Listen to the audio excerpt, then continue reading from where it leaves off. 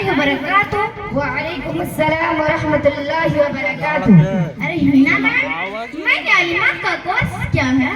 अच्छा अच्छा, अब मैं समझ गई।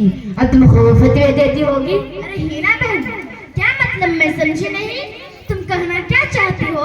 मैं ये कहना चाहती हूँ कि जिनके घर में टीवी देखा तो फटाक से कह दिया कि हराम है, किसी बहन को आप आस्तीन के कपड़ों में देखा तो फौरन कह दिया कि हराम है, दूध में पानी डालना हराम है, कम नापना कम तोलना हराम है, ज़कात देना रोजे रखना फर्ज है, हज करना कुर्बानी करना फर्ज है, यही तो सब कहती होगी। अरे हिना बहन, तुम्हारी बातों से लगता है कि तुम बिल्कुल जाहिल हो, गंवार हो।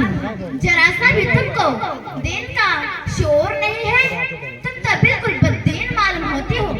बस बस खबरदार, जो अगर जुबान चलाने की हिम्मत की तो बढ़िया या आलिमा की नानी बनकर। अरे हिना बहन, इसमें गुस्सा होने की जरूरत नहीं है। तुमने दीन की बातों को मजाक में उड़ाया, इसलिए मुझे ये अंदाज इख्तियार करना पड़ा, वरना हम ऐसी बात नहीं करते। अच्छा, तुम आगे मुल्लानी बन गई हो। मुल्लानी? मैं मुलानी बन गई हूँ। बोलो क्या बोलना चाहती हो? मैं मालूम करना चाहती हूँ कि आज हम इतनी दुआएं करते हैं मगर हमारी दुआ कबूल नहीं होती, क्या बात है? अरे हिना बहन, हम इस सवाल के जवाब को बहुत गौर से सुने। कुछ चीजें तुम्हारी दुआओं को कर जाने नहीं देती, यानी उनकी वजह से तुम्हारी दुआ कबूल नहीं होती। बहन जरा जल्दी बताइए, वह चीजें क्या है जिनकी वजह से हमारी दुआ कबूल नहीं होते? अरे हिना बहन, पहली बात तो यह है कि तुमने अल्लाह को नाराज कर रखा है, उसको राजी करने की कोशिश नहीं करते। दूसरी बात यह है कि कुरान पढ़ते हैं मगर उसके मानी में गौर नहीं करते और न इस पर अमल करते हैं। शिकायत कैसी? बहन आपने बिल्कुल सही फरमाया। अरे हिना बहन, तीसरी बात यह है कि अल्लाह का बंदा होने का दावा करते हो लेकिन अमल उसके खिलाफ करते हो। बंदा तो वह है जो हर हाल में अल्लाह का फरमाबरदार हो। बहन चौथी बात क्या है? अरे हिना बहन, चौथी बात यह है कि हम हुजूर पाक सल्लल्लाहु अलैहि वसल्लम के आशिक और उम्मती होने का दावा करते हैं और अमल उनके दुश्मनों को जैसे करते हैं। ये झूठी मोहब्बत है तो क्या है? बेशक बहन, आज हमारा यही हाल है। अरे हिना बहन, कुछ बातें हमारी आलिमा बहन शाहीनाज बताएगी।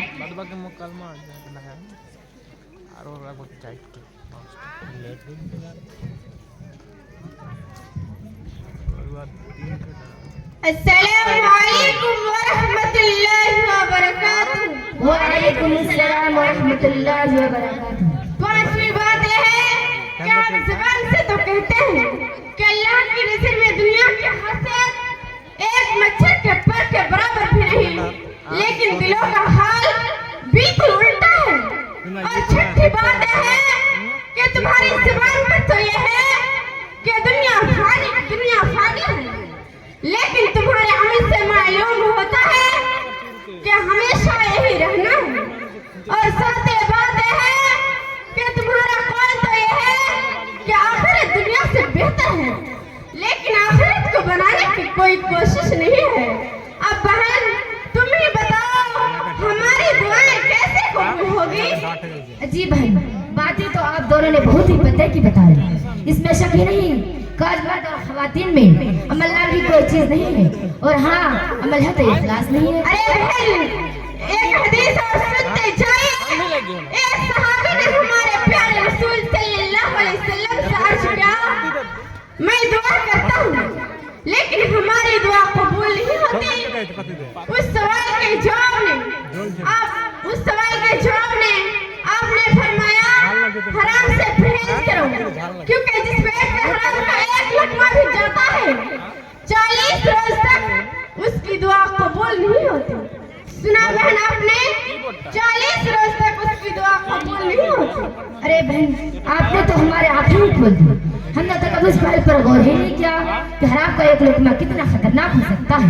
इस हदीस की रोशनी में जरा सोच समझ कर बताइए कि हमारी जिंदगी कुरान हदीस और सुन्नत रसूल से कितनी करीब हुई, फिर हमारी दुआएं कैसे कबूल होगी? हाँ बहन, तुमने सच कहा।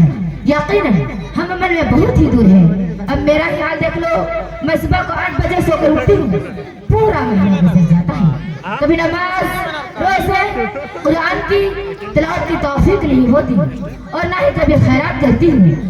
अब मेरा ही हाल देख लो, खैरात करती हूँ और ना ही अपने ज़ेवरात की ज़कात निकलती हूँ। वाकई बहन, हम मम्मी ने बहुत जीरा है और बातों में हीरो। बहन अब मेरा ही हाल देखो, मैं कितनी बात करती हूँ, दीनदारों पर ताने, नमाज़ औरतों पर ताने, बड़ी तकवा की बात बिगाड़ती हूँ और सुबह को 8 बजे सोकर उठती हूँ, आजान सुनती हूँ और नमाज नहीं पढ़ती हूँ।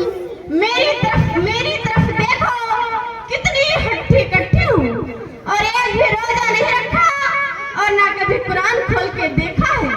तो बहन आप ही बताइए हमारी दुआएं कैसे कबूल होगी? इसलिए मेरी माँ और बहना हम अपने आप को बुरे कामों से बचाए और नेक कामों में खूब हिस्सा ले। और मेरी बहन अपने पिछली जिंदगी पर शर्मिंदा हूँ और अल्लाह से खूब गिड़गिड़ा कर माफी मांगे, फिर इंशाअल्लाह अल्लाह ताला हमको माफ फरमाएगा, हमारी दुआ भी सुन लेगा। अच्छा अब चलती हूँ। अस्सलाम वालेकुम व रहमतुल्लाहि व बरकातुहू। वालेकुम अस्सलाम व रहमतुल्लाह।